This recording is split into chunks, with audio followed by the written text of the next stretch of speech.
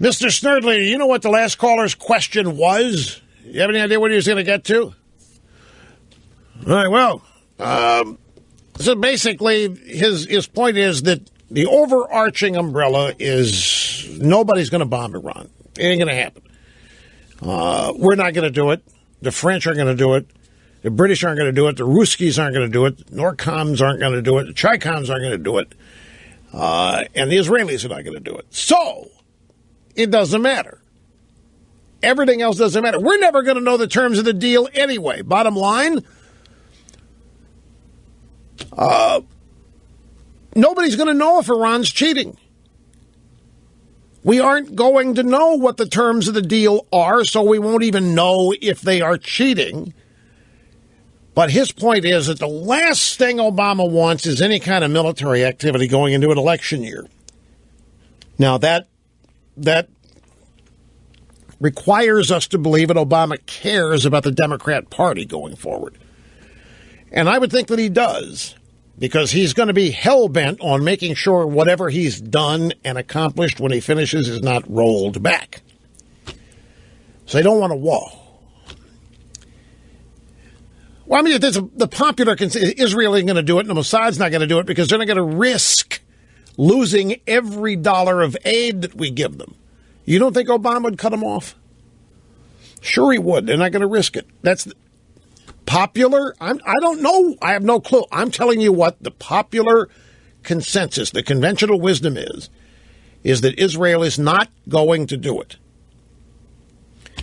Hasn't there been news that, haven't we seen stories that Obama threatened the Israelis that if they try this, we will not offer them permission to go over various airspace for refueling? And there's some question whether Israeli bombers can get to Tehran and back without being refueled. That may be moot anyway, but so the point is, Obama, Democrats, they don't want a war over anything, much less this, at any time but going into an election. The Iranians know it. The Iranians agree to this deal that says they won't do anything for 10 years. They sign it. We sign it. Well, there may not be a signature. There may not even be a piece of paper. We may get nothing more than what we've got. But the point is, everybody will stand down. Okay, Iran said they're not going to do anything on weaponizing anything for 10 years, 12 years, so everybody's cool. 10 years, 12 years, the current crop of leaders aren't even going to be here. They will wash their hands of it. Somebody else's problem 10 years, 12 years from now. So nobody does anything. The Iranians, in the meantime, take this 10 years where they're promising to do nothing, and they just keep building and building and building. And the reason that's going to happen is because at the top of everything, nobody is going to launch a military assault on them. And back to Norman Podhoretz's point, the only way of stopping them is that. Now, you may not want to hear that, but I don't know of any other alternative. They're not going to agree to stop. We have withdrawn every other measure designed to harm them economically, politically. We have withdrawn all of those measures. So there is no harm. The Iranians are running around fat, dumb, and happy. They're smiling ear to ear over all of this.